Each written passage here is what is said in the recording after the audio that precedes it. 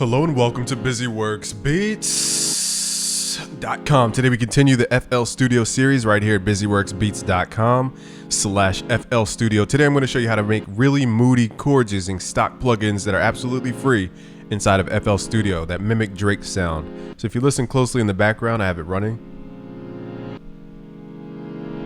I'll show you how to make the sound with free plugins. Okay, it's super simple. So the first thing you want to do is grab FL keys. So let me ungroup this real quick. Okay, so if you go to channel rec, just hit the plus icon, go to FL keys. It comes with FL Studio. Most people sleep on this one, but I've heard it in a lot of hit songs, surprisingly enough, just FL keys. Now we're not talking about TikTok beats that go like, okay, but that's, you can use this for TikTok beats, but that's not what we're gonna create today. So the power of this sound really is in the music theory. So we're gonna open up FL keys. And the first thing I did was what did I turn down? Was it stereo? Maybe I didn't turn anything down. I didn't mess with the settings at all. Okay, so let's go to pattern mode. We're at 148 BPM, and I'll show you the chords that I'm using today. For a Drake sound, you want to think minimalistic to lush, okay? And think reverse. And I'll show you how to do all this stuff in a second. So let's start from a blank canvas. Okay, so just go to your chord stamp. We're going to go to minor 7th chord first. And we're just going to listen to whatever top note our brain says and just make sure that's the top note. So that's the top note my brain wants to hear. And then I want to change chords at the bar. So I'm going to drag this over to the bar, grab your slice tool, hit shift to do a vertical slice, and then right click to get rid of the excess. So it cuts it directly at the bar count. And then the next chord I'm going to add here, from the stamps, go to advanced. We're going to add what's called a minor 6 add 9 chord, and just make sure the top note is the same. This is going to give you that R&B type sound, the 6 chords. Okay, next chord we're going to go to the chord stamp, go to advanced, and we're going to add a minor 11th. So again, you want to think like Rick Ross, very lush chords. Drake loves these type of things. So it goes from simple chord to bigger chord to even bigger chord. Okay, so let's drag this out.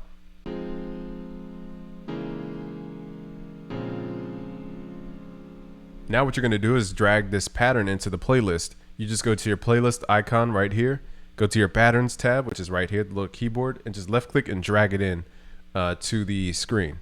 So my snap to grid is set to a bar mode just so everything snaps properly. Now once you have it here, you want to go to your track, make sure it's by itself, right click, consolidate this track from track start. This will convert the MIDI into audio. So MIDI is like when you type on your keyboard. And whoops, MIDI's like when you play notes on your keyboard and it comes out like this. You know, my keyboard's sending a signal to the computer called MIDI. Audio is the thing that we're hearing. So now we've converted this stuff into actually hearing it, and it sounds like this. Now you could leave it just like that and call it a day. I'm going to turn this up so you could hear it. So normalize this. Turn it down a little bit. Just with those chords, it sounds good because the music is good. Now we're going to go to the top left, go to channel settings, and hit reverse. And this is the major key for the Drake type of sound.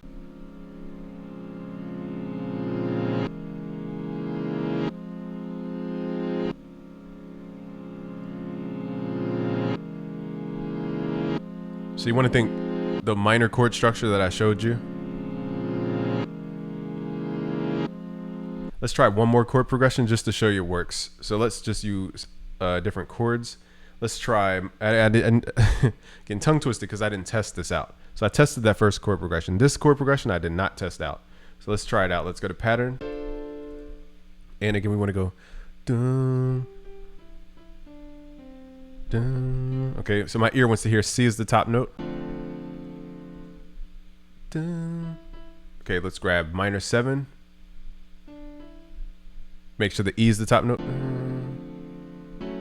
Now I know because it doesn't sound proper, so I hit Alt G, and we're going to convert this to a major. We're going to take the tonic in the 5th, hit shift down to pull it down to a major 7. Okay, that's more Drake-ish. And then let's go to, I know I'm moving quickly, but I don't have time to explain everything. Then we're going to wrap up on a 6th chord, a 6th add 9. So instead of the minor root, we're going to use the major root.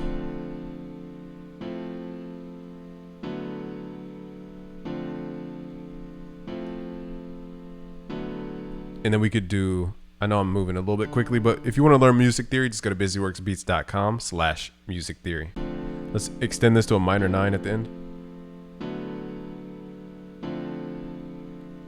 Okay, that might be too quick of a chord change, but let's try it anyway. And now that we have that, let's add pattern 2 into the playlist. Right click, consolidate this track from track start. Again, make sure it's the only thing that's being highlighted. Right now we have it as a separate audio. Let's normalize it to turn the volume up. This is just for the video's sake. Turn the volume down. Let's mute this.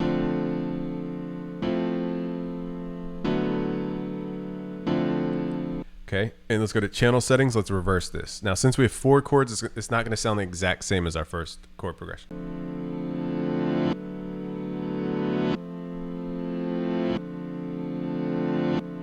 Now, keep in mind, we can also transpose this. If you go to channel settings, switch this to stretch mode, and then change the pitch. So let's say you want to change keys.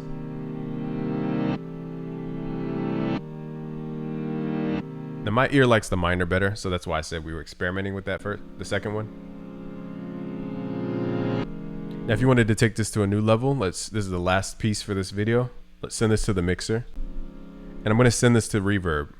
So I've just left click the up arrow, send it to another track with reverb of your choice. I just have Altiverb.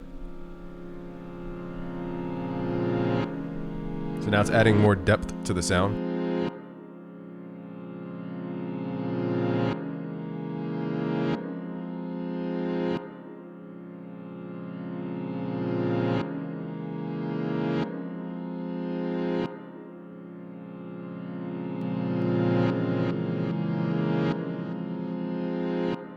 We didn't need delay, but I tried it. I would say we really don't even need reverb, just a little amount. That chord progression just works. The second one we tried, you could kind of make it work by chopping this up. And another thing you could do, just one last thing, you could right click, go to edit in audio editor. And you could chop this up by going to, some people like Fruity Slicer. I'm not a huge fan of that one. I like Slice X, okay? And once you have it up, pull up Edison. Where is it at? I know I'm moving a little bit quicker here, but this is a bonus. And just left click and drag your sample into Slice X. It will automatically slice the sample. If you don't like all these slices, you can go to the Regions tab. And make sure my head's not in the way because I can't see myself. Let's get this out the way. You can go to the Regions tab and go to Auto Slice, Medium Auto Slice. And if that's too big, you could try Dull Auto Slice. But that might be not enough slices. So somewhere in between. So all you would have to do is just get rid of these in between markers here. Just right click, hit delete, because you only played 4 things and it's picking up on all this other stuff that you don't necessarily need. So you delete all this stuff, make sure the markers lining up. That one's a little off. And then grab this last couple. And now when you play with your MIDI keyboard, you can actually play it.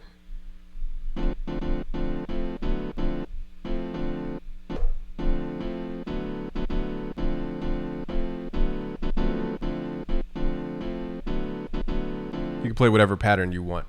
And that's a way to chop it up and make it sound like that stutter piano that everybody uses. So those are the 2 different ways to do it. Thanks for watching. If you want to learn more, just join us at Premium. It's premium.busyworksbeats.com. We have a lot of free courses, from melody courses to what else do we have in there? Drill courses, all types. Just go to premium.busyworksbeats.com. I'll leave a link below. Thanks for watching. It's Game from busyworksbeats.com.